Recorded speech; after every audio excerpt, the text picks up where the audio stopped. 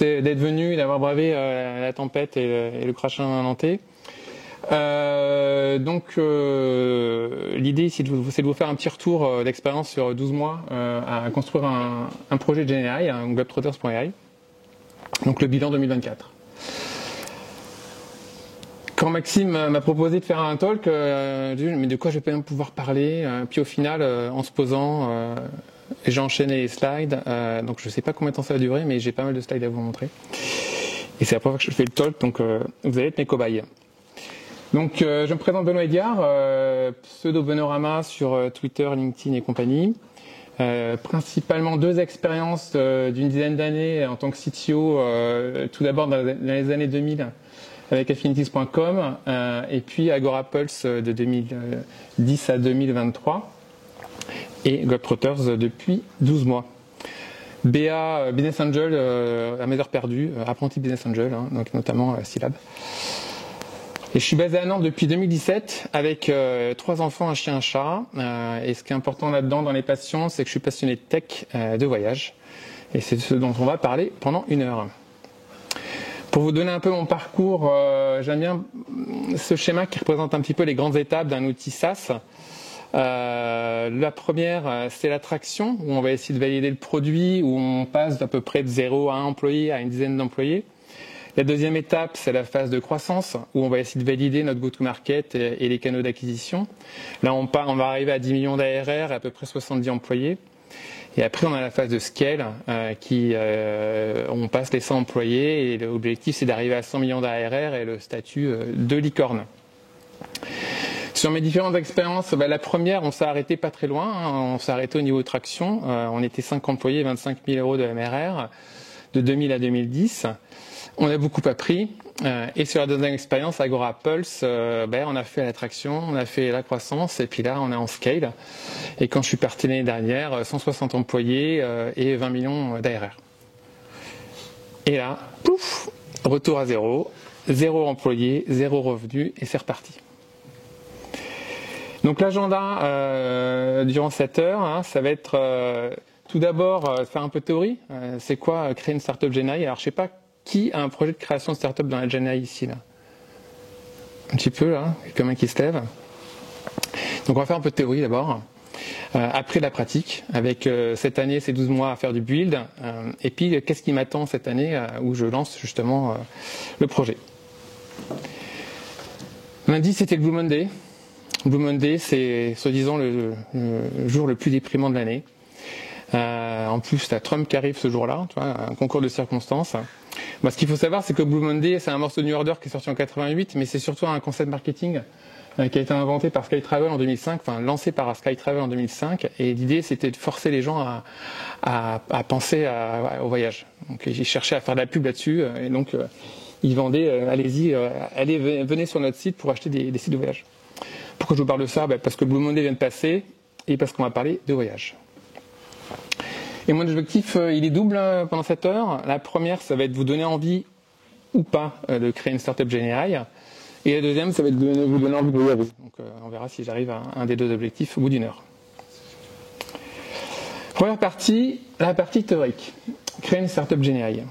Donc moi j'ai adoré préparer ce talk, j'ai commencé jeudi dernier. C'est pas mal parce que ça permet de sortir un peu la tête du guidon, se poser et réfléchir un petit peu sur les 12 derniers mois, regarder dans le rétroviseur et faire un peu un bilan et une synthèse de tout ce qu'on a appris sur ces 12 derniers mois. Et les questions que je me suis posées, c'est, voilà, tu veux créer une startup GenAI, quelles sont les questions qu'il faut que tu te poses avant de te lancer? Je suis arrivé à 5 questions.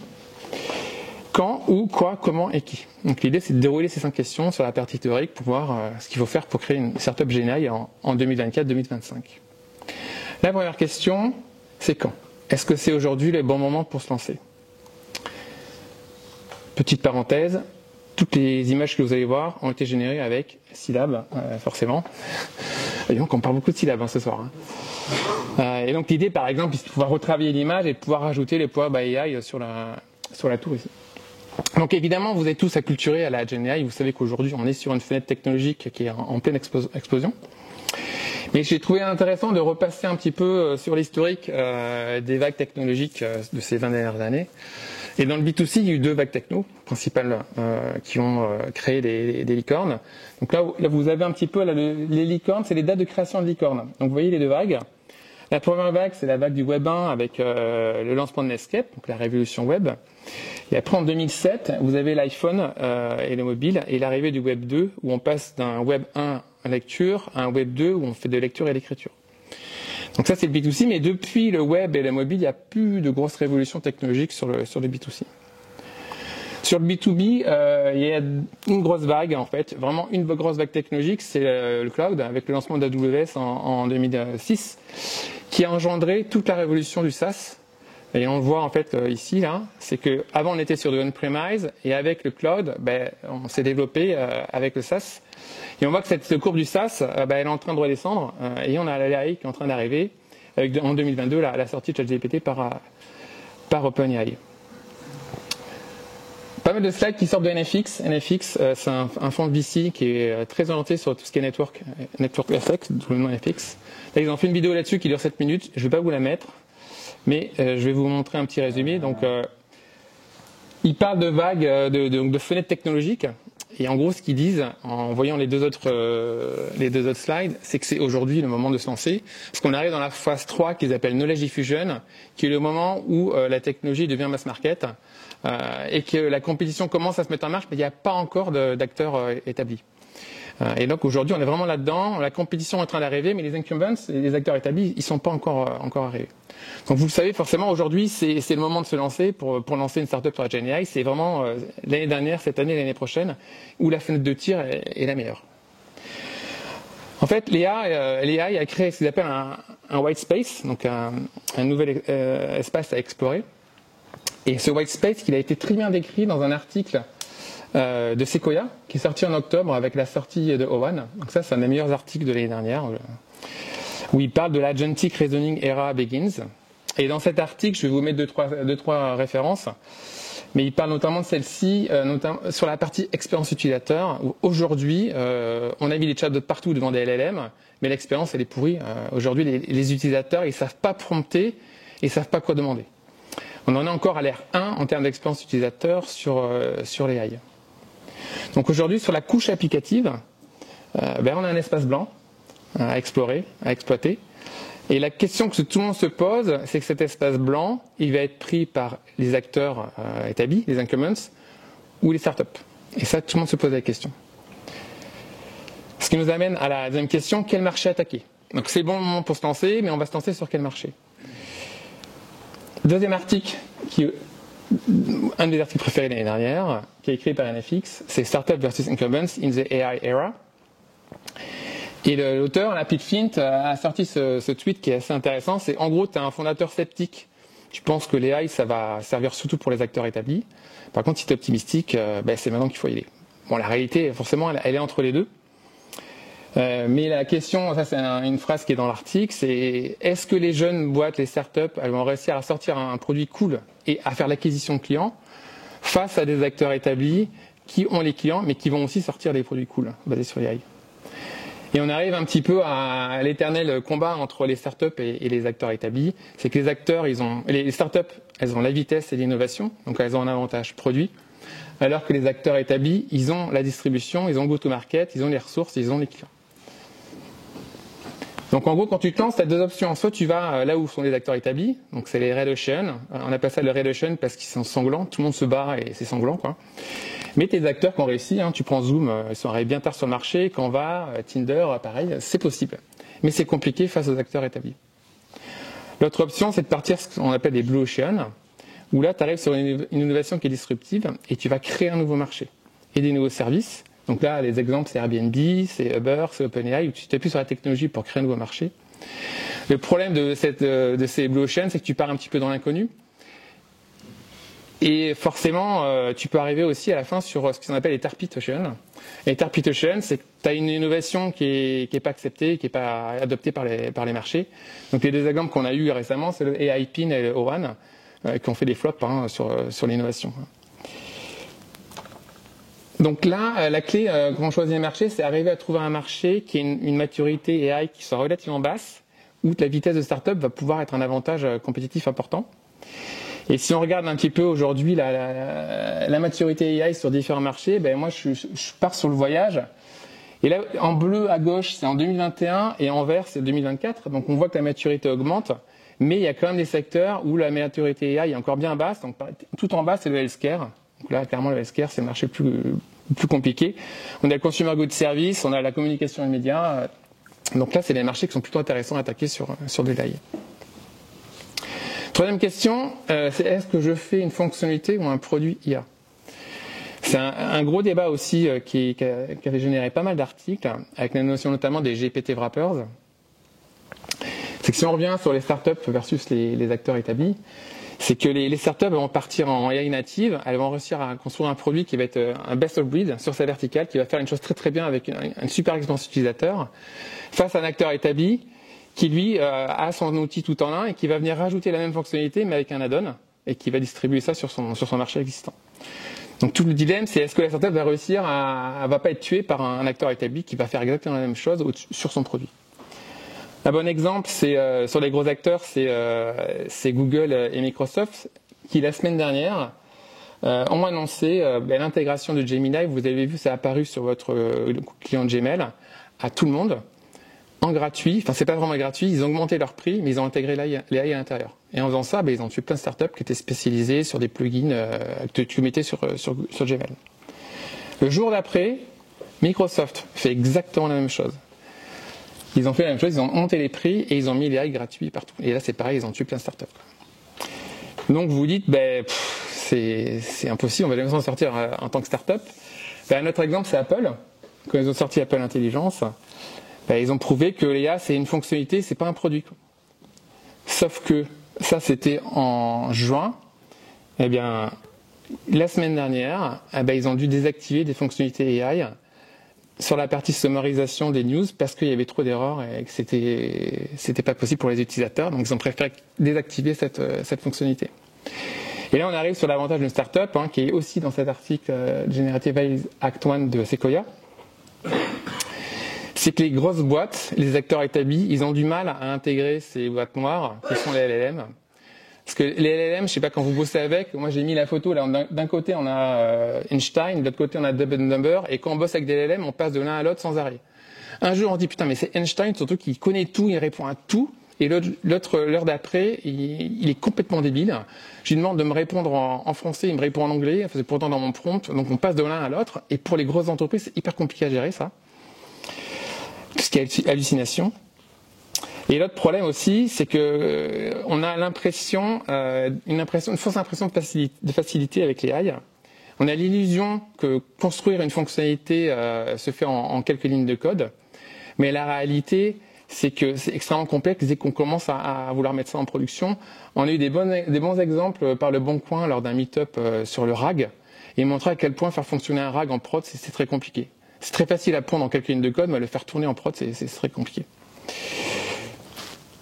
C'est quoi un RAG? C'est Retrieval Augmented Generation, c'est quand tu branches un LLM à ta source de connaissances, et ça te permet de faire du requêtage sur ta base de connaissances en passant par du langage naturel. Donc, le LLM, il connaît pas tout, donc tu vas enrichir sa connaissance avec une knowledge base externe. Donc pour résumer là-dessus, quand vous concevez une fonctionnalité de GenAI, c'est important de penser produit. Et ça a toujours été le cas. Et au final, le LLM, c'est juste une brique technologique que vous allez intégrer dans votre produit au niveau de votre stack technique. Et c'est pas juste une feature avec un chatbot au-dessus d'OpenAI. Un exemple dans le domaine du travel de GPT Wrappers, c'était les premiers trip planners. Donc voilà, build a product, not a feature. Et un des premiers triplers qui est sorti, ça s'appelait Roam-Around, et c'était typiquement un GPT wrapper. Alors, comme c'était les premiers à sortir sur le marché, ils ont fait pas mal de bruit et pas mal d'acquisitions de users, d'articles presse.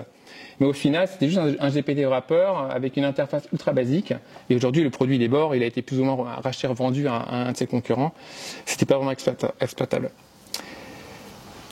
Et la caractéristique aussi de ce Roam-Around, c'est qu'il était en autopilote. C'est-à-dire tu rentrais 3-4 trucs sur où tu voulais partir, et derrière il te générait un itinéraire en autopilote.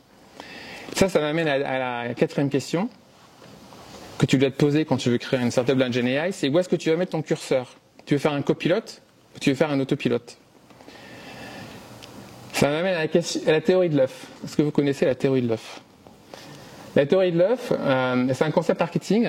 Quand vous avez les produits pour faire les gâteaux, type Alsa, à l'époque, ça marchait pas très bien.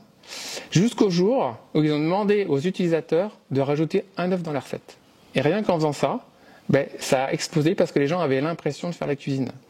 Et c'est le même problème sur le AI. On a aussi l'IKEA Effect, où vous avez l'impression en fait, d'assembler et de faire votre meuble alors que vous faites juste de l'assemblage. Et bien sur le AI, c'est exactement la question qu'il faut se poser. Soit vous êtes en copilote, donc là c'est vous qui vous faites et l'IA vous assiste. Donc là, sur une Tesla, c'est vous qui conduisez, vous avez le GPS qui vous assiste. Si vous passez un mode autopilote, là vous assistez, mais c'est l'IA qui fait. Et la dernière étape, c'est le mode agent, où il n'y a plus de volant, c'est l'IA qui fait tout et elle est autonome, vous l'appelez, elle vient vous chercher. Et quand vous concevez un produit AI, vous pouvez vous positionner sur ces trois verticales-là, ou faire les trois. Donc ça, c'est la question à se poser. Je suis un copilote, un autopilote, ou je fais un agent. Mais dans tous les cas, la question à laquelle il faut répondre, c'est où est-ce que je mets l'humain dans la boucle? Et avec la théorie de l'œuf, c'est important que les gens ils aient l'impression d'avoir le contrôle. Donc même si vous mâchez le travail, il faut qu'à un moment ou un autre, c'est lui qui va valider, il va avoir l'impression d'avoir fait. C'est ça qui est le plus important. Dernière question, c'est, j'ai répondu à tout ça, je veux me lancer, c'est quoi mes forces pour démarrer? Comment tu passes de ton idée au produit? Bon, citation Steve Jobs, les idées ne valent rien, c'est l'exécution qui compte, c'est l'exécution qui vaut des millions. Et pour vous montrer un petit peu un exemple de ça, l'idée ne vaut rien, je vous donne l'exemple de Basalt. Basalt, c'est une start-up qui est montée par un solopreneur pour le moment qui est chez EXA, donc eFounders. Et alors, si je sors et je vais sur mon écran, et là je vois pas, donc il va falloir que je fasse comme ça. Donc si vous allez sur Basalt, ils ont sorti un petit outil gratuit qui s'appelle le AI Feature Finders. Et le principe, c'est que tu rentres l'adresse de ton site. Donc je vais mettre, je vais mettre Booking par exemple. J'ai pas fait de faute, non. Et lui, vous trouvez des idées d'IA à faire en quelques minutes. Comme quoi, ça vous montre que les idées ne valent rien. Et dans l'AI, c'est très facile. Alors ça permet de trouver des sources d'inspiration, mais là, il va me trouver Predictive Analytics Dashboard, Dynamic Content Personalization. Donc les idées, vous allez en trouver. Ça, c'est pas le souci. Ce qui compte, c'est l'exécution. Alors, je reviens sur mon écran. Non, je peux vous montrer vite fait sur Basalt un truc intéressant, c'est que dans les outils gratuits qu'ils ont, ils ont aussi un prompt grader. Et ça, c'est pas mal. En gros, vous rentrez votre prompt et il va vous donner une note sur votre prompt et vous donner des possibilités d'amélioration de votre prompt. L'outil est assez bien fait,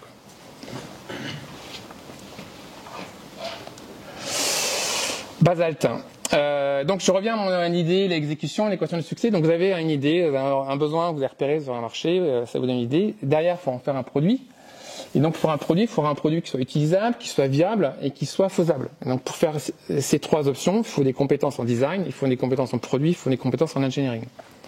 Une fois que vous avez votre produit, il y a la partie go-to-market, vous allez le mettre sur le marché. Là, il faut plutôt des compétences sales, des compétences marketing.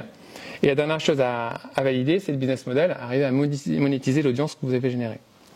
Donc ça fait quand même pas mal de compétences et l'objectif, c'est de vous focaliser sur les compétences sur lesquelles vous êtes le plus fort. Et donc les compétences en produit, en design, engineering, il faut une partie mission, vision, stratégie, la partie sales, la partie marketing, support, ça fait beaucoup de choses à gérer, notamment quand tu es solo. Et donc l'idée, c'est d'identifier c'est quoi mes forces. Donc aujourd'hui, je sais pas qui est plutôt bleu, qui est plutôt rouge. Est-ce qu'il y a des gens qui sont plus dans le sales marketing? On en a quelques-uns. Qui est produit? Pas mal de produits. Design, pas tant que ça. Et qui est tech? Ouais, donc c'est plutôt assez équilibré. Bon, moi, les forces, je les ai mis là, c'est l'engineering, forcément, c'est un petit peu de produit, un petit peu de design, la partie vision stratégie. Par contre, sales marketing, je suis nul, support, je suis nul, HR finance, je suis nul. Bon, coup de bol, la partie initiale, qui est la partie build, c'est là où je suis le plus à l'aise, surtout en étant assisté par l'AI, donc je me lance en 2024. Donc cette partie-là, et l'idée c'est de construire un produit et essayer de valider le besoin que j'ai identifié sur le marché. Donc voilà les 5 questions, je récapitule, le quand, le où, le quoi, le comment, le qui. Et une fois que vous avez répondu à toutes ces questions, vous vous lancez. Et là, je vous fais un petit retour sur la rétro, sur le build de Globetrotters, sur ces différentes questions-là. Alors, tout commence en décembre 2023. Je suis chez Agorapulse et je pars le 20 décembre de Agorapulse. Donc Agorapulse, pour ceux qui ne connaissent pas, c'est un outil qui permet de faire la gestion de tes réseaux sociaux. On est un des leaders en Europe. Et la question, c'est pourquoi je suis parti. Donc il y a 3 raisons à ça. La première, c'est la taille de l'entreprise. Donc quand je vous donnais les 3 phases, traction, growth, scale, j'ai été super content de faire la partie scale, mais moi j'ai adoré la partie traction et la partie growth. Et Jason résume assez bien les problématiques. De 0 à 1, tu as une petite équipe qui fait tout. De 1 à 10, il faut que tu crées une équipe world class. Et après, à partir de 10, 50 millions d'ARR, tu ne comprends pas pourquoi tu as besoin 2 fois plus de gens pour faire la même chose que quand tu étais loin. Et après, de 50 à 250, en fait, tu ne sais plus trop ce que fait ta boîte. En gros, c'est un petit peu le résumé. Donc moi, j'ai préféré la partie traction growth. Donc ça, c'est une des raisons pour lesquelles j'ai voulu repartir dans une aventure. La deuxième raison, c'est qu'il y en a qui sont plutôt product-led, il y en a qui sont plutôt sales-led sur la partie go-to-market. Nous, on a commencé sur du product-led sur le marché des petites entreprises avec Agorapulse. Et là, le move, c'était de passer sur le mid-market. Et donc là, le go-to-market changeait. On allait plutôt sur du sales-led. Et là, c'est pareil. Moi, je suis très product-led. Je suis plus à l'aise sur cette partie-là. Et donc, c'était aussi une des raisons de mon départ. Je ne suis pas le meilleur pour faire la partie sales-led. Et la troisième raison, c'est cette fenêtre, la fenêtre de l'IA qui se lançait. Et je ne voulais pas rater cette vague qui était en train de partir. J'avais réussi à surfer la vague du SaaS avec Affinities en premier, puis Agorapulse. Et là, l'IA qui partait, une vague techno, il n'y en a pas tous les 15 ans. C'est le moment de se lancer. Donc, je pars d'Agorapulse et je me dis, je vais me remettre les mains dans le cambouis, parce que là, j'avais une équipe de près d'une 50aine de personnes, donc je connais quasiment plus. Et je me dis, il faut que je remette les mains dans le cambouis, je regarde un petit peu l'état de l'art sur la partie A, mais il faut que je trouve un marché à attaquer. Passionné de voyage, je fais un voyage tous les ans avec mes enfants et ma femme. Et là, en partant d'Agorapulse, je me dis, allez, c'est le moment, on part au Japon. Je vais organiser un voyage de 2 semaines au Japon. Et donc je me remets sur l'organisation du Japon, et là je fais, oh là là, le voyage, c'est pas possible. Mais quelle expérience de merde de préparer un voyage. Et donc c'est le premier pain use case que j'identifie, c'est à quel point aujourd'hui organiser un voyage, c'est chaotique. Si on reprend un petit peu le parcours de création d'un voyage, c'est la partie discovery où tu vas rechercher, te renseigner sur un pays, après tu planifies et après tu fais le booking. Et cette expérience-là, soit tu l'as fait toi-même, tu fais du self-planning, soit tu passes par un agent humain, une agence. Si tu le fais toi-même, en moyenne, tu vas visiter 150 sites pour faire ton planning. Tu vas acheter des guides papier, parce qu'on est encore assez old school, mais les jeunes ils font plus ça, mais quand même. Et après, tu vas aller sur Google Maps, tu vas mettre tout ça sur une carte. Tu vas demander à ChatGPT des aspirations, il va sortir du texte. Bref, c'est l'enfer. Et une bonne expérience en termes d'UX, à quel point c'est un marché qui est complètement figé dans le passé, on appelle ça la tyrannie du moteur de recherche et des filtres. Si vous allez sur Expedia, sur Booking, vous allez taper votre recherche et vous allez vouloir affiner votre recherche. Et là, vous avez une barre à gauche avec 15 000 filtres pour cocher famille, pour cocher votre budget. Enfin, vous passez un temps fou et en général, vous prenez 1 ou 2 filtres. Alors que si vous faites ça sur ChatGPT, en une phrase, en langage naturel, vous faites votre requête ultra complexe et ChatGPT vous répond du tac au tac. Donc ça, il y a un gros changement de paradigme sur la façon dont tu fais ton requêtage. Le langage naturel te permet de faire des requêtes ultra complexes qui sont impossibles à faire sur une interface classique. Donc ça, c'est le premier constat. Et le deuxième constat, c'est que j'utilise le voice mode qui est sorti sur ChatGPT. Et là, c'est pareil, c'est une révélation. Je passe 15 minutes à parler du Japon avec ChatGPT et je trouve l'expérience extra. Donc je me pose la question de qu'est-ce que je pourrais faire avec ça, avec un agent de voyage. Et la deuxième peine que j'identifie, c'est que l'inspiration des voyages, Friends and Family, aujourd'hui, il n'y a aucune réponse, il n'y a pas d'acteur établi pour répondre à ce besoin d'inspiration par ta famille ou tes amis. Alors qu'aujourd'hui, c'est la ressource numéro 1 d'inspiration quand tu prépares un voyage. Et aujourd'hui, tu as quelqu'un qui est parti à New York, tu veux partir à New York, tu fais quoi ? Tu lui demandes de t'envoyer un email, le mec il va passer la soirée à écrire un email et à essayer de se replonger dans ce qu'il a fait sur New York. Donc, je ressens aussi une autre peine de ce côté-là, il y a peut-être quelque chose à faire. J'ai choisi mon marché, le voyage, mais le voyage, je n'y connais rien. J'ai jamais bossé dans la travel tech, donc il faut bien que je mette ma culture là-dessus. Donc je commence au mois de janvier, je passe 2-3 semaines à lire des études de marché, à écouter des podcasts, Et j'en sors un espèce de board sur Miro que j'avais montré à Maxime, avec tous les écrans, l'identification des influenceurs, les articles de blog. Je passe un temps fou à aussi identifier les concurrents. Et je découvre cet univers qui est ancré dans le passé, mais qui est très très compliqué à attaquer. Pourquoi est-ce qu'il est compliqué à attaquer ? C'est à cause des acteurs établis. Les OTA, Online Travel Agencies. Et aujourd'hui, ils ont pris le marché, Booking notamment, ils ont explosé tout le monde. En termes de SEO ou d'acquisition payante, vous tapez n'importe quel quoi sur Google, vous allez tomber sur des liens bleus avec du Booking ou des sous-sites qui ont été générés par Booking. Booking, ils ont racheté Kayak derrière, Priceline, Rentalscars, 21 000 employés, 18 milliards de revenus. Ils ont pris le marché. Derrière, il y a Expedia qui était à peu près au même niveau avant le Covid. Depuis le retour du Covid, Expedia s'est cassé la gueule, Booking a continué à grandir. Donc Booking est devenu vraiment l'acteur incontournable. Derrière, on a Airbnb, 8 milliards de revenus, 5 000 employés. On a Trip.com que vous connaissez peut-être par Skyscanner. Et après, on a TripAdvisor, avec 3 000 employés, qui a racheté La Fourchette, notamment. Et ce qui est étonnant, quand on regarde un petit peu le parcours d'un voyageur quand il prépare son voyage, donc il fait sa discovery, il planifie son booking, il part en voyage, il partage son voyage, et après il recommence. Et dans cette boucle du voyageur, tous les acteurs établis qu'on a vus, ils sont ici, sur le booking. On a un océan rouge où tout le monde se bat, un océan complètement ensanglanté, qui a notamment été complètement bouffé par Booking. Alors vous allez me dire, c'est cool, il n'y a pas d'acteurs établis dans le reste, c'est un océan bleu, elle a attaqué. Alors vous avez des petites startups comme Polar Step par exemple, qui est sur la partie expérience, qui permet de partager ton voyage pendant que tu voyages. Et donc c'est un océan bleu que personne n'a cherché à résoudre. Pas vraiment.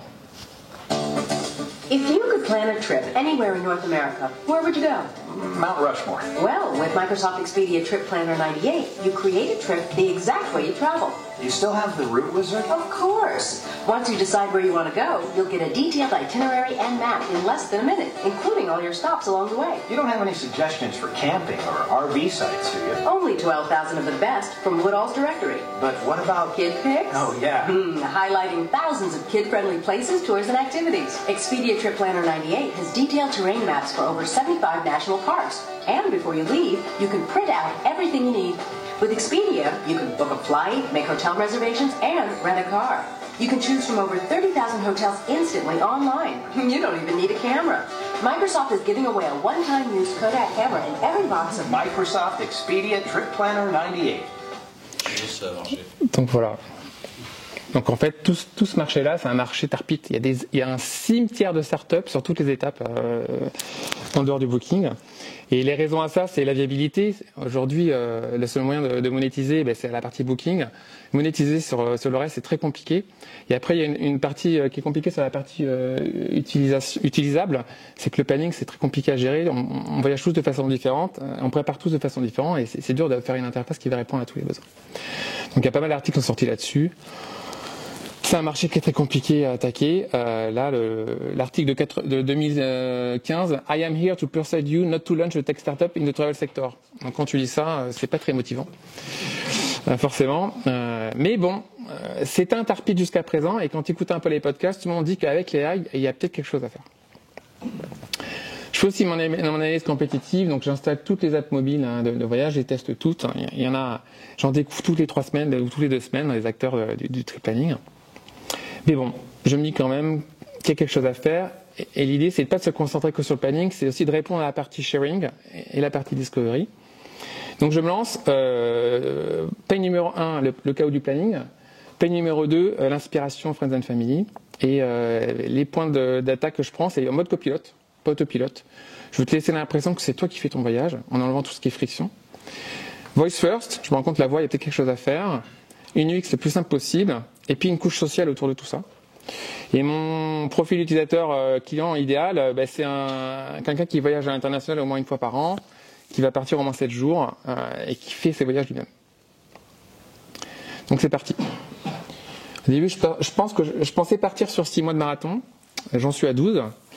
Mais bon, je suis quand même assisté par IS qui m'a permis de tenir pendant ces 12 mois. Et ces 12 mois de marathon, je les ai découpés en 3 sprints. Donc là, on voit mon activité sur GitHub avec les points verts. Sprint 0, sprint 1.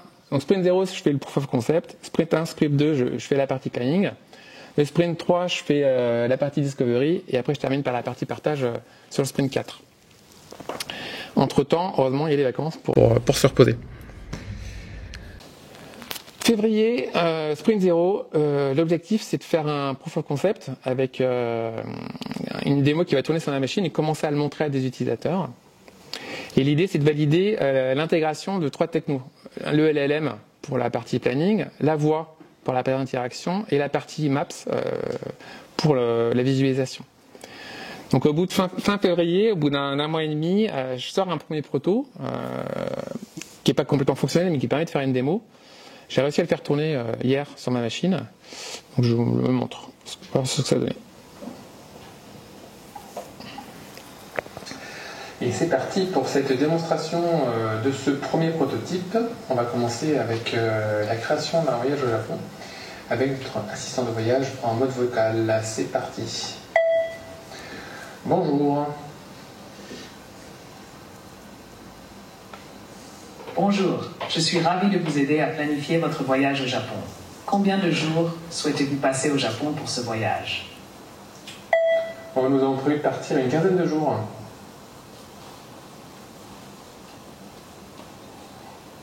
Parfait, une quinzaine de jours au Japon, c'est une belle durée pour explorer le pays en profondeur. À quel mois prévoyez-vous de faire ce voyage au Japon?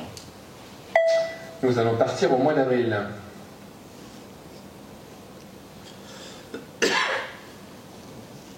Le mois d'avril est une période magnifique pour voyager au Japon, notamment pour admirer les cerisiers en fleurs lors de la saison de Hanami.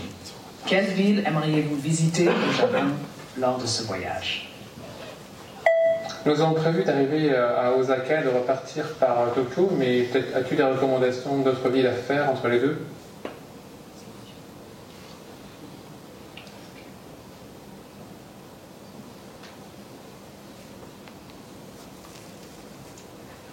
C'est une excellente idée de commencer par Osaka et de terminer par Tokyo, 2 villes incontournables au Japon.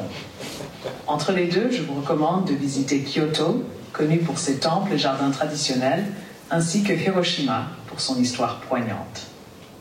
Avez-vous d'autres préférences ou activités spécifiques que vous aimeriez inclure dans votre itinéraire? Non, mais on peut rajouter Kyoto, ça a l'air très bien en effet.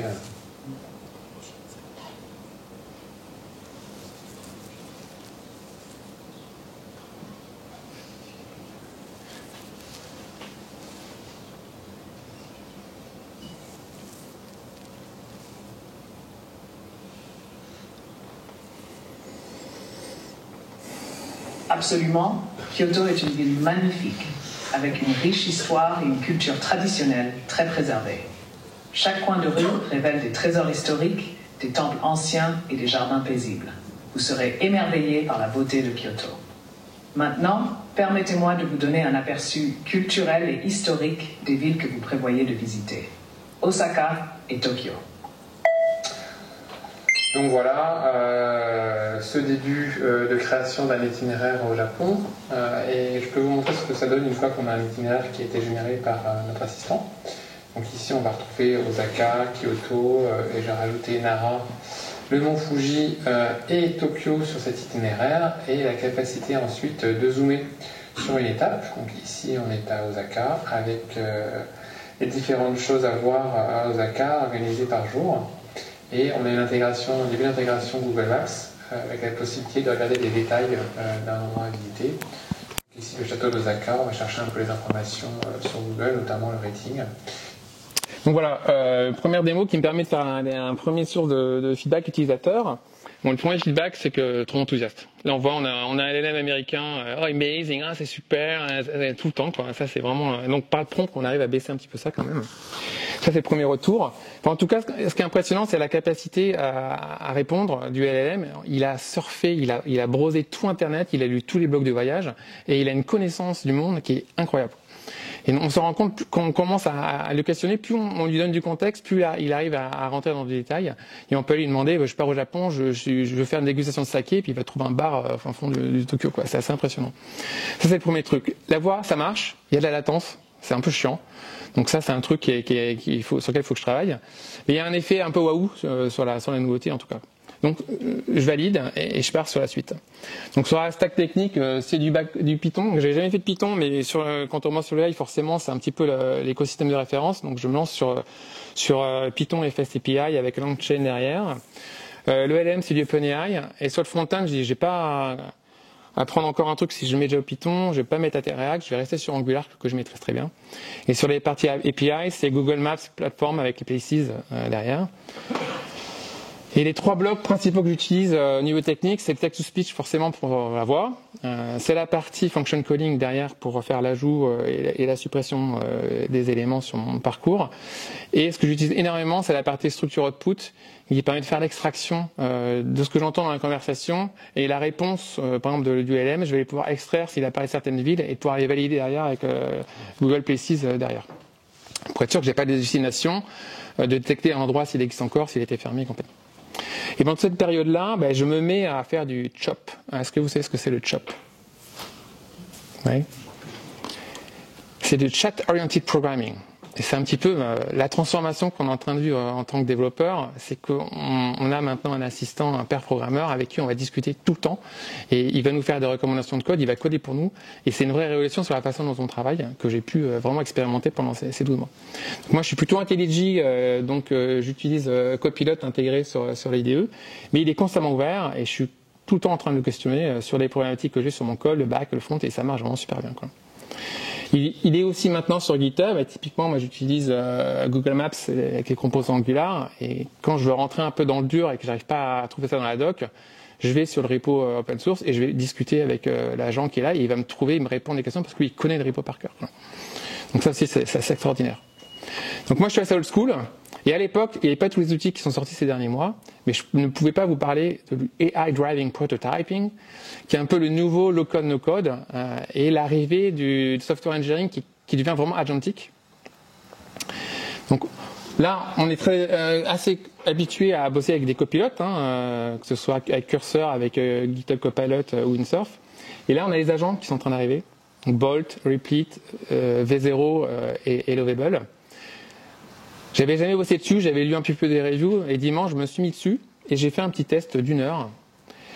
Et la promesse de ID to Apps en quelques minutes, clairement elle est répondue. Donc là, je lui demande juste en 3 phrases un triplener avec 2-3 fonctionnalités. Il me propose des fonctionnalités supplémentaires. Là, je suis sur Repeat. Il bosse et en quelques minutes, il me sort une interface de triplener ultra basique, mais qui permet de faire un POC ou un proto en tout cas, quoi. Je fais la même chose sur Bolt, pareil. Design un petit peu différent, mais en 5 minutes, j'ai un tout début de planner. Et je fais aussi ça sur Lovable. La différence, c'est que Lovable, il faut passer par GitHub pour coder, alors que les autres, tu as vraiment une IDE, tu peux accéder au code qui est généré. Donc il y a un wow effect, clairement. Je pense que pour Shift, c'est génial d'avoir ces outils-là qui sont là pour faire des protos, pour valider. Mais dans la pratique, le retour global des gens aujourd'hui, c'est que c'est super pour faire du prototyping, du build, sur un ou 2 ou 3 écrans, mais dès que ta codebase commence à devenir conséquente, le truc commence à faire un peu n'importe quoi, il génère des bugs, c'est assez fatigant. Et pire, après, si tu veux passer en run et déployer ça en production, c'est des problèmes de bugs, t'as des problèmes de sécurité, t'as des problèmes de performance, si c'est pas toi qui as codé, va t'amuser à résoudre les problèmes. Donc aujourd'hui, alors peut-être que dans le futur ça va changer, mais aujourd'hui c'est un truc qui est super pour prototyper et pour bootstrapper un projet en tout cas.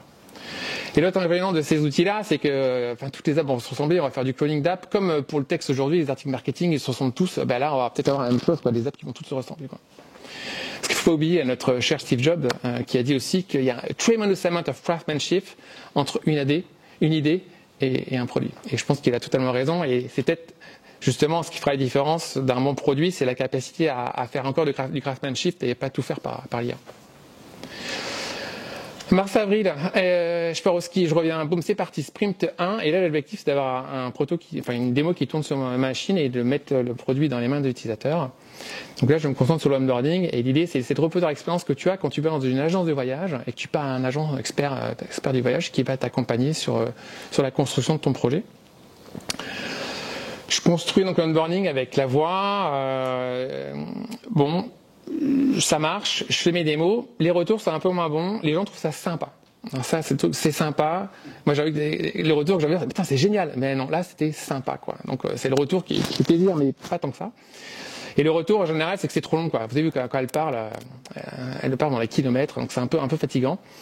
Et puis, la réponse sur la voix aussi. Et des gens, on la voit, ils sont pas à l'aise à parler avec une IA. Donc, mode texte indispensable en alternative. Surtout quand tu es dans un environnement où tu peux pas utiliser la voix. Je m'attaque aussi au nom, hein, parce que quand tu montes un projet, il faut trouver un nom, il faut trouver un logo, il faut trouver un nom de domaine dispo. Et ça, c'est un peu la galère. Alors pour ça, vous avez plein d'outils. Celui-là est pas mal, Instant Domain Search, parce que ça permet vraiment en tapant 2-3 mots-clés de voir tous les domaines dispo. Puis après, j'ai échangé là avec ChatGPT qui permet de trouver des idées. Et coup de bol, je tombe sur des mots sur le domaine qui est dispo, globetrotters.ai, qui est génial, donc que j'achète. Et je pars là-dessus. Et puis quand je teste, les gens ils tapent Globetrotter sans S. J'ai dit tiens, je vais aussi prendre le Globetrotter sans S.ai. Comme ça, moi, je ferai une redirection. Et là, j'ai essayé il y a un mois de demander. Pas de bol, il est pris, il est en vente chez GoDaddy. Je fais une demande, $30 000 le domaine. Donc bon, ouais, pour un petit peu, on va peut-être pas passer par ça. Donc en tout cas, le nom de domaine hyper important. Plutôt le mieux, ça sera parce que là, ils sont en train de tous partir. Je fais une petite landing page avec une mailing list. Là, j'utilise design.com, mais c'est vraiment basique. J'ai un début de logo aussi que je fais faire par l'IA. Et puis on part au Japon. Donc là, on arrête, on recharge les batteries, on s'éclate. Les enfants, on revient, ils sont ravis, ils veulent aller vivre au Japon, mais c'est pas possible. Donc on reprend les sprints numéro 2. Sprint numéro 2, l'idée c'est d'industrialiser le prototype que j'avais fait et de mettre tout ça dans le cloud parce que j'ai du feedback de mes amis, mais j'ai besoin d'avoir un peu plus de feedback, donc pour ça il faut le mettre en ligne forcément. Et c'est l'objectif de ce sprint 2. Donc c'est un sprint qui est orienté sur l'infra cloud et toute la partie DevOps. Donc là je pars sur Google, sur le GCP. Moi j'étais plutôt Amazon sur Grapple parce que j'ai envie de découvrir un nouveau cloud et parce que tout l'écosystème que j'utilise, Google Maps et compagnie, c'est Google aussi. J'utilise et je découvre aussi Firebase qui est absolument génial sur la partie authentification et hosting de l'app Angular. Et je mets ça en ligne.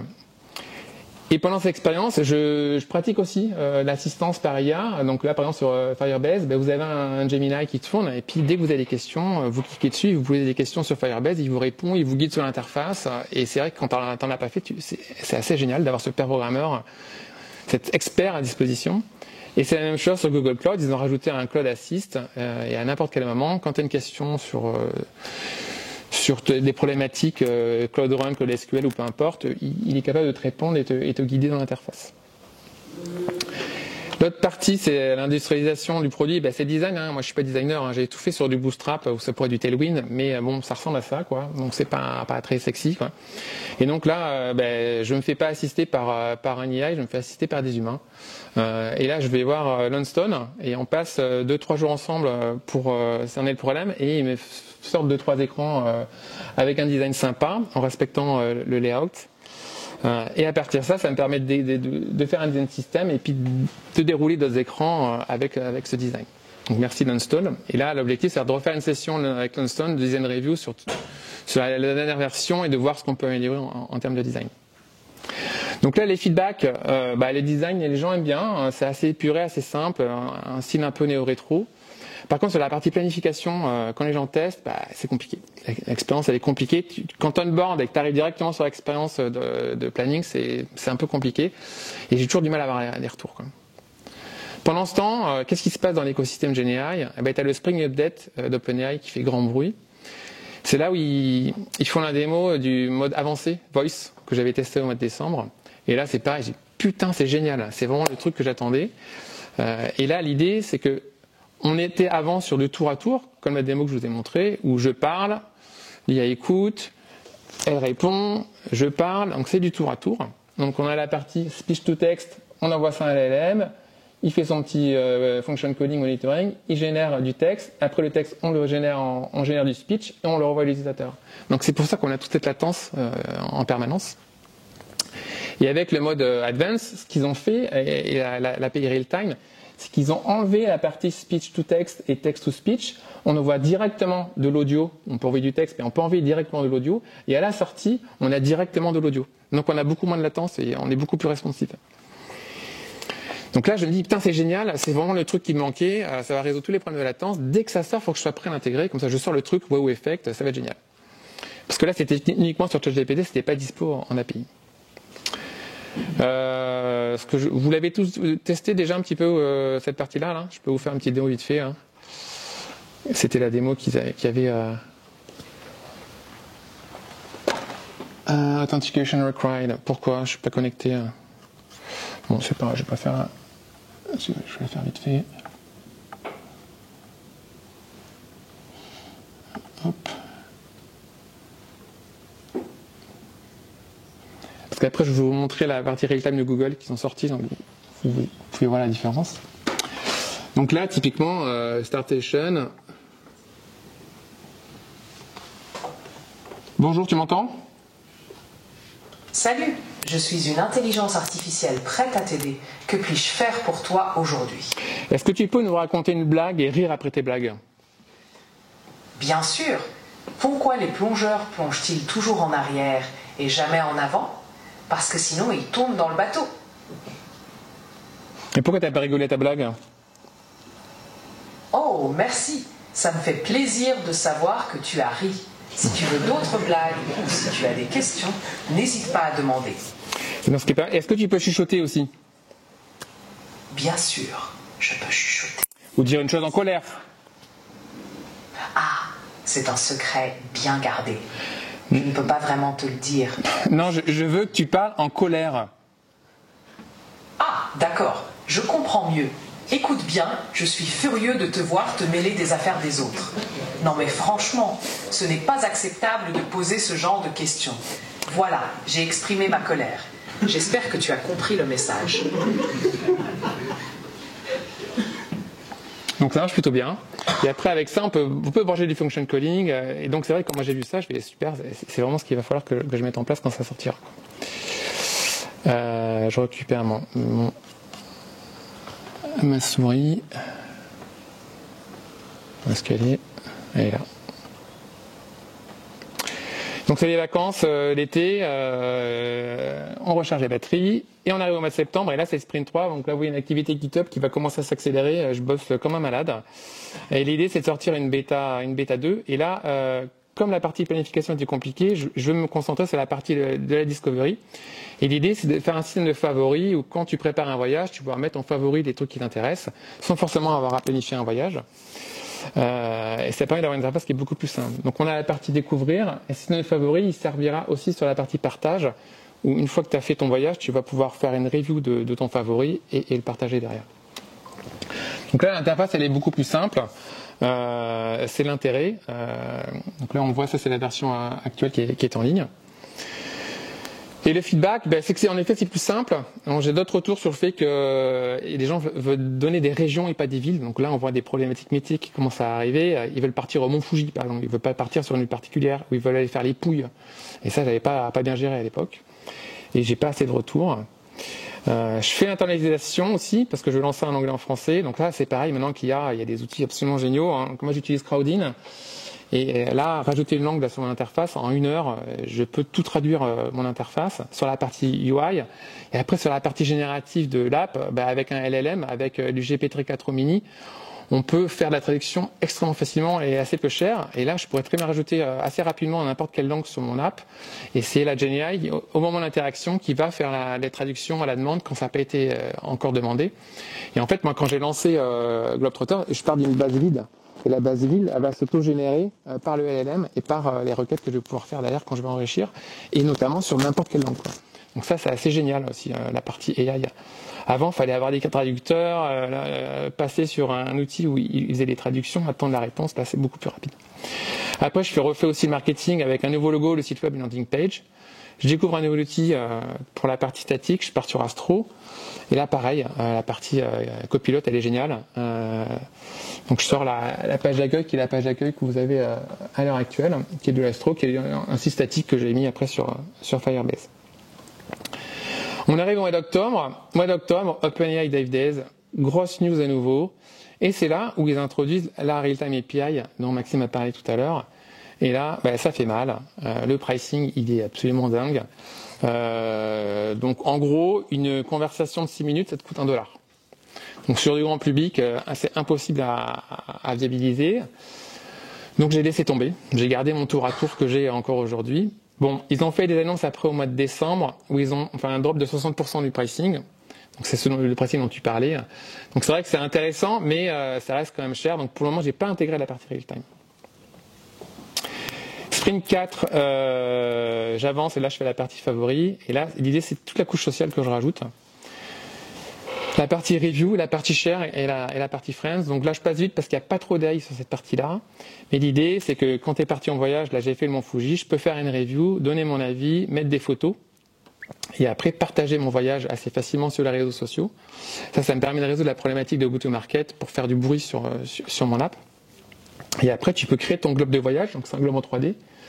En vert, tous les pays que tu as visités, puis en noir, c'est les favoris que tu as donnés. Donc après, tu envoies ça à n'importe qui, ils peuvent voir en un clin d'œil quels sont les pays dans lesquels tu es allé et puis accéder au voyage que tu as partagé. Donc par exemple, le voyage au Japon, je peux envoyer directement un lien. Et là, je vais rajouter la partie sociale avec du commentaire, du like, pour vraiment faire un réseau social de voyage. Donc là, typiquement, ça, c'est un post, une photo, on pourra commenter, liker. Et après, tu peux inviter tes amis. Et là, c'est toute la couche sociale. Une fois que tu as invité tous tes amis sur la plateforme, tu peux voir quels sont les pays qui ont été le plus visités par tes amis, les voyageurs qui ont le plus voyagé. Et puis, je te sors aussi des photos aléatoires de tes amis pour te donner des inspirations. Donc là, le feedback fin décembre, c'est que le globe de voyage est super sympa comme chose à partager. Par contre, c'est long à faire et je suis pas encore sûr qu'il y ait beaucoup d'adaptations sur cette partie-là parce que ça prend du temps quand même de faire les reviews, de mettre des photos en ligne. Donc là, ça sera vraiment plutôt pour les aficionados du voyage que ça prendra. On arrive en décembre et là, annonce Google Gemini 2.0. Et dans ces annonces de Gemini 2.0, donc moi je vais regarder Gemini quand même, comme je suis dans l'écosystème Google, il est possible que ce soit intéressant que je passe sur le Gemini, parce que notamment je vais avoir des crédits sur GCP, donc ça peut être intéressant de regarder. Donc là je suis en contact avec eux chez Station F. Mais dans ce qu'ils ont annoncé, c'est aussi la partie streaming real time, donc un peu la même chose que ce que fait OpenAI, et je vais vous montrer une démonstration de ce que ça fait. Alors, est-ce que je l'ai en ligne? Talk to Gemini. Est-ce que tu m'entends? Oui, je vous entends. Comment puis-je vous aider? Dis-moi, est-ce que tu parles français?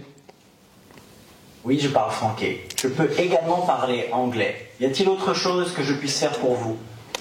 Tu peux me raconter une blague et rigoler après ta blague? Bien sûr, je peux faire cas. Qu'est-ce que c'est eux qui est jaune et qui attend?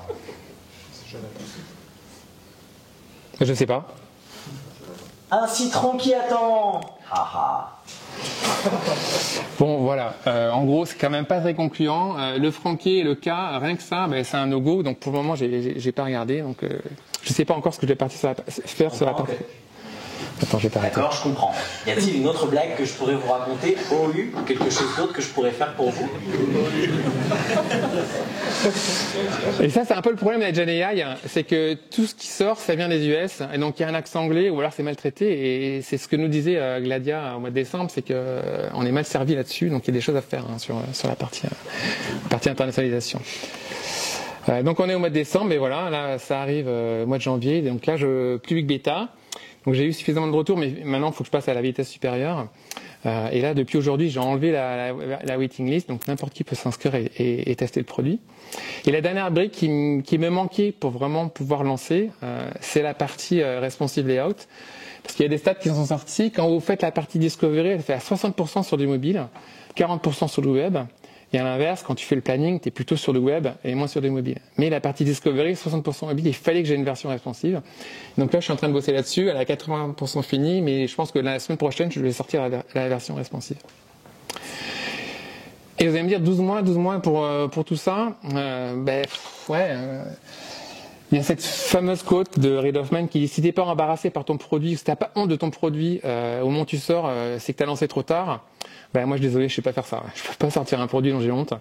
Je suis pas sur le plan minimum viable product, je suis vraiment sur le plan minimum lovable product. Donc c'est vrai que ça m'a pris du temps de construire tout ça, mais maintenant que j'ai mes 3 briques qui fonctionnent, je suis prêt à lancer et avoir du retour. Donc on arrive sur la dernière partie, la partie run en 2025. Donc qu'est-ce qui m'attend pour la suite? Je vais passer sur la partie où je suis un petit peu moins compétent, un peu moins à l'aise, la partie marketing et compagnie.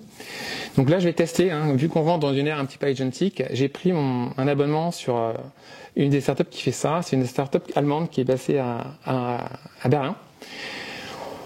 Bon, c'est peut-être juste des GPT Assistant bien enrobés, mais j'aime bien la promesse. En gros, tu as des employés qui sont générés par de l'IA.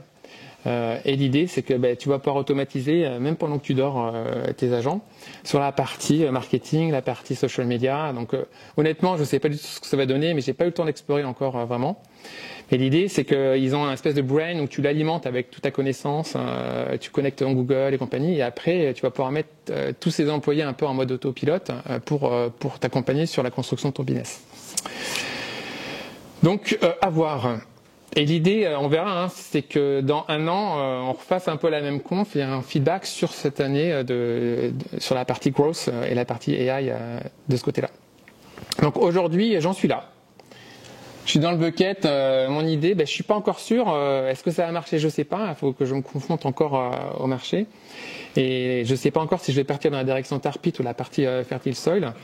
Mais pour valider ça, je me suis fixé comme objectif 2 métriques pour mesurer la capacité sur la partie go-to-market.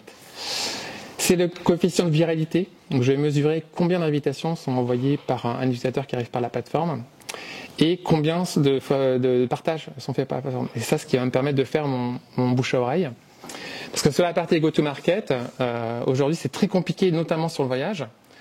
Si vous voyez les canaux d'acquisition sur la partie word of mouth, aujourd'hui les 2 plus gros canaux qui fonctionnent, c'est le word of mouth et c'est les influenceurs.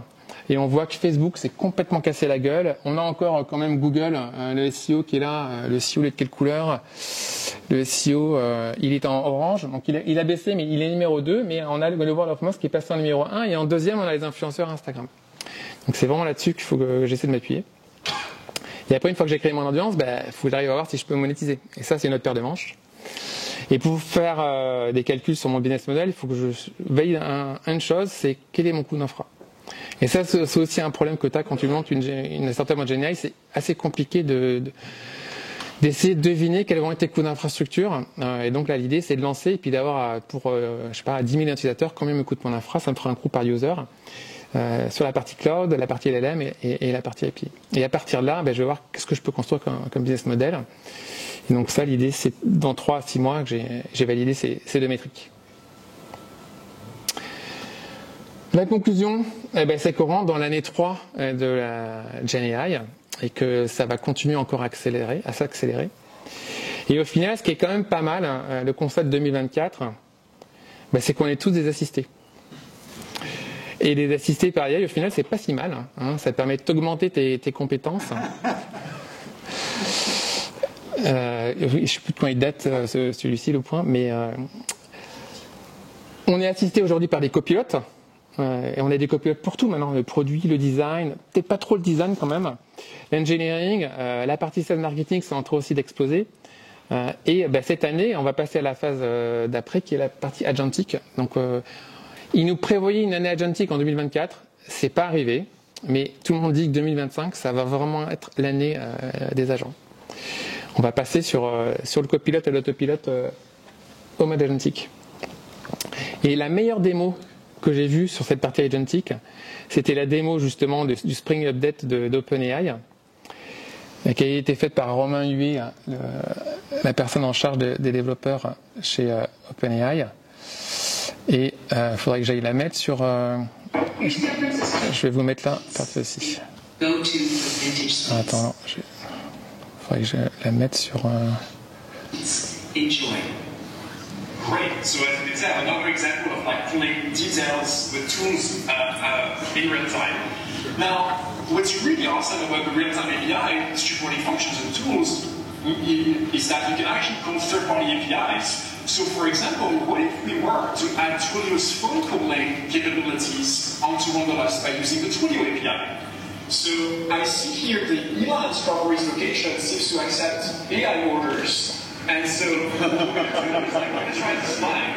So, I'm going to invite Elon from our developer experience team onto the stage to join me so you can actually see that in action. Thanks.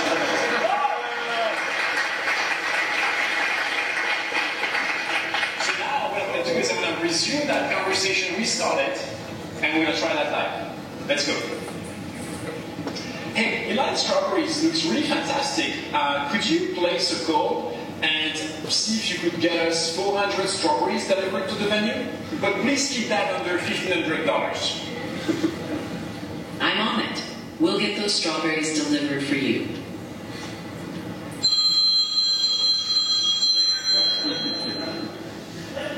Hello.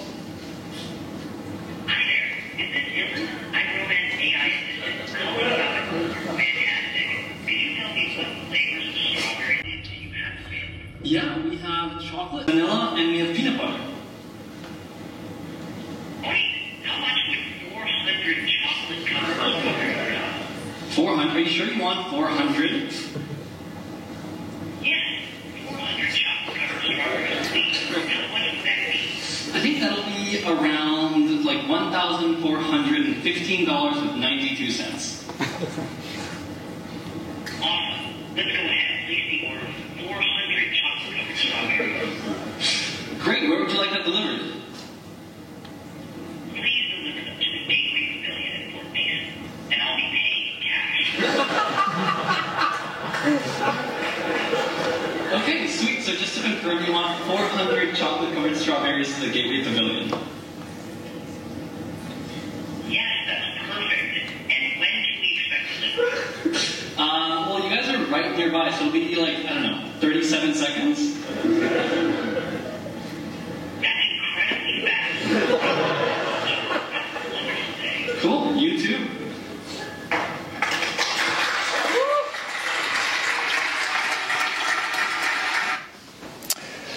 Donc voilà, et je trouve que c'est la meilleure démo. Donc là, en fait, ils ont branché un Twilio pour faire l'appel téléphonique.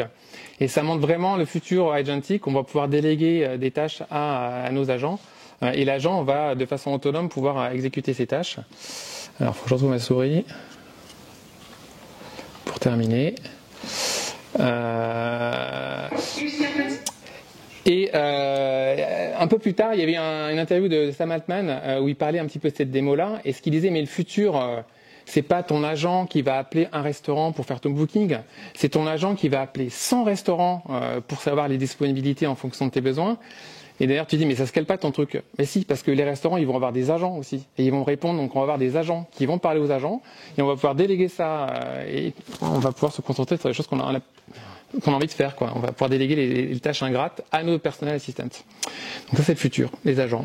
Après, le problème, c'est la confiance, quoi. Est-ce que tu vas pouvoir faire confiance à un agent à qui tu donnes ta carte bleue pour qu'il aille faire la réservation pour toi? C'est là où on revient sur le human in the loop, où on va simplement avoir des phases de validation, où tu vas quand même rester un petit peu dans le contrôle, quoi. Donc voilà pour cette présentation. Je reviens sur les objectifs. Alors je ne sais pas si je vous ai donné envie ou pas de créer une startup GenAI. Je ne sais pas si je vous ai donné envie de voyager, mais enfin c'était l'objectif. Vous pouvez vous connecter sur Globetrotters, donc maintenant les inscriptions sont ouvertes. Il y a un système de feedback, donc moi je suis toujours à la recherche de feedback, donc n'hésitez pas, tout ce qui vous passe par la tête. Et je vous souhaite un bon test. Merci.